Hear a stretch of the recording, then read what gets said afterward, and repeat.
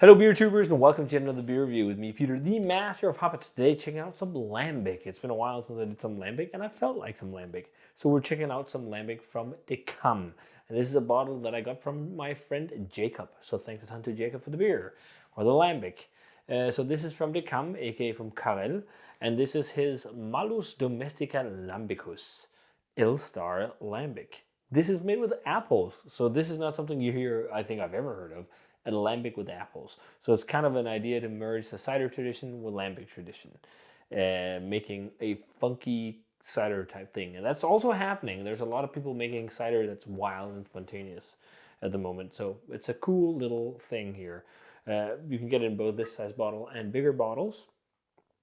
It seems like they've only made 100 liters, at least according to the description here, or it doesn't say if that's the amount they made, but that's the blend ratio. So they use 45 kilos of Elstar apples to 100 liters of young lambic.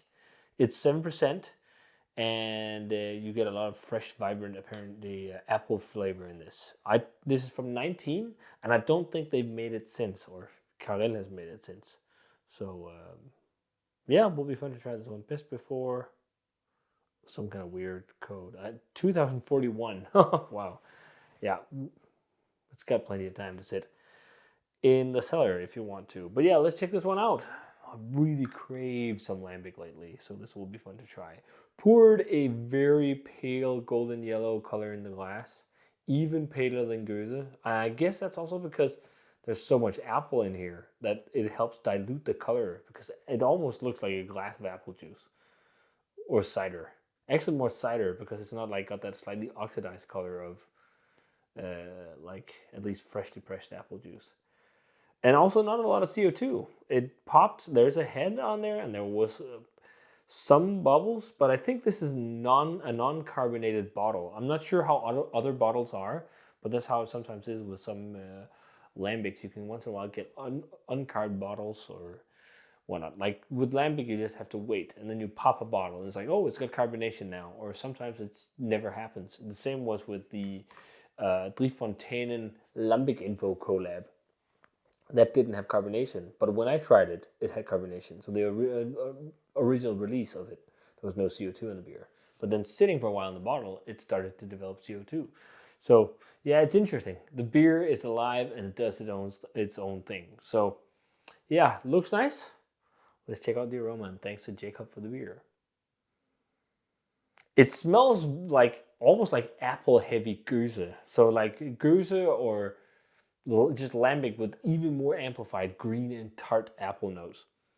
Like, because with lambic you often get like appley vibes, and just like snappy sour green apple flavor, and there's loads of that in here. But I'm also getting warm fall spice, just a little bit like almost like a bit like an apple pie filling type thing. Like it's a very gentle spiciness, but there's almost like a whiff of cinnamon or something, that just lightly, and a very substantial funk. Quite a funky smelling lambic. Like musty celery, damp kind of cellar. Oaky as well, very oaky. Vinous, lots of grape. It's kind of like, well, it is really lambic meets cider, really. And I totally see that. Like, there is definitely cider-like nuances. It's not like it's like this super crazy, intense, vibrant, sweet apple aroma. It's like more like this aged, musty kind of thing. Like, I don't want to say like moldy apples, but like apples that are really like overripe, where like they're browning, because there's like a little bit of that like stewed, or like there's some kind of sweet stewed fruitiness or something. Not sweet, but there's just something that reminds me of that. It smells good though. You can totally smell like some kind of apple cider lambic hybrid is. It's definitely what this smells like. It smells good though. Let's try it. Cheers. Thanks to Jacob for the beer.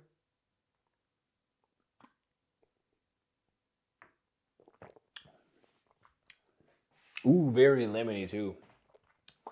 Whoa, you could drink a lot of that. That is really crushable and really complex. It's interesting. The upfront flavor was like tart, snappy, sour green apple, and lemon pith, and then it just digs in and just keeps going with like waxy lemon all the way down. Lots of waxy lemon. This is quite fun to try because I just before this did a review of a session sour beer from a modern sour beer producer, and the difference is vast. This is much more complex and got so much more depth because of all the wild yeast in here. I will say blind, I think I would have a hard time to say, oh, is this an apple lambic? But because lambic often have appley flavors, you're definitely getting apple, like sour green apple flavor. But I think a lot of people could like just mistake those. Like, they just think it's a straight lambic because a lot of lambic has that flavor. But I'd also imagine that when it was really fresh, you might have had a more vibrant, kind of juicy apple quality.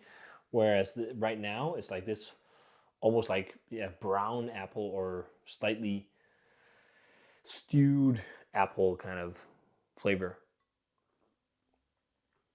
But it's really good, very balanced sourness, lots of funk, lots of drying oak, quite vinous, like this lemon pithy sourness. Also getting a little bit of a pepper note and even like a floral note, so it reminds me a bit of lavender.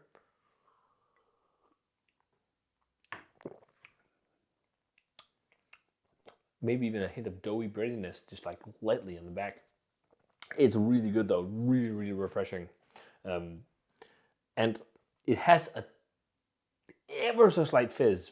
Like it's not like there's a lot of CO2 in it, but it just reminds me of drinking cask ale when I was like in back in the day getting into beer. Cask ale was some of the things I loved the most because I love British beer, and it's just reminding me of drinking that, or just for the sake of comparing it to lambic. Being in Pajottenland, going to these breweries and having lambic straight from the barrels. That's pretty much what it reminds me of the most because it's almost devoid of CO2. I mean, you can see some when you tilt the glass to the side, but you can also hear it when it popped it, just like blip. Like there was not a lot of pop on the bottle. But yeah, really nice. It's almost like it's also young lambic, so it's very vibrant and bright and singy. So it's almost like if you have like lambic straight out of the barrel that's really young, but then with extra appley flavor. That's kind of what I'm getting here. Like, although it's actually also old now, like it's from 19. So it's been in the bottle for 4 years. Huh? Well, it's holding up impressively well. Well, that's how it is with lambic. It always almost holds up quite well. It's very bottle to bottle centric with these kind of beers. Some bottles can always be great, after a couple of years, and then you might have a bottle that's not. It depends on how it was stored. But yeah, this is really good. A lambic I've never seen from De Cam before, but one that's worth a shot for sure if you love like a young lambic that's uncarbed, or just one like single vintage lambic, like 3-year-old vintage lambic or something like lambic straight from the barrel, but with an addition of the extra apple flavor, because that's what it really reminds me of, because it's not heavily carbed. But as my previous reviews of some of the De Cam beers, I've really enjoyed those. Just like, is it 3-year-old? They're young, special lambic. What's it called? It's called Lambic. So just old lambic. It reminds me a little bit of drinking Lambic from De Cam, just with extra apple flavor, which is good. So in terms of a grade, it's in the early 90s, 91, 92. It's just really nice, really enjoyable, easy to drink. Even some savory like salinity to it, and a little bit of oakiness. But yeah, very good, very, very good. Quirky woody oak, actually. Yeah, I mean, it'd be fun to see some more people play around with that. I think that's actually happening. There's a few like micro producers and nano blenders and whatnot that are playing around with doing wild cider and lambic kind of mixed. And this is kind of something similar to that. So yeah, if you guys had a Malus Domestica Lambicus, let me know what you thought of it. Thanks a ton to Jacob for the beer. Cheers, my dude. it was really fun to try this. Both him and I love De Cam, so, and both him and I have been there, so. He has a very big affinity for Lambic, Mr. Jacob, and I understand why, because it's lovely. So yeah, cheers guys. Hope you guys can find this one. I think they might have it on Mickler's web shop, actually, of all places. But yeah, as always, remember to comment, subscribe, check out the Facebook fan page and Twitter and Instagram. Give the video a thumbs up, enjoyed it, ring the bell for future notifications about videos, and I'm going to say cheers and some delicious apple Lambic, and see you guys in another beer review.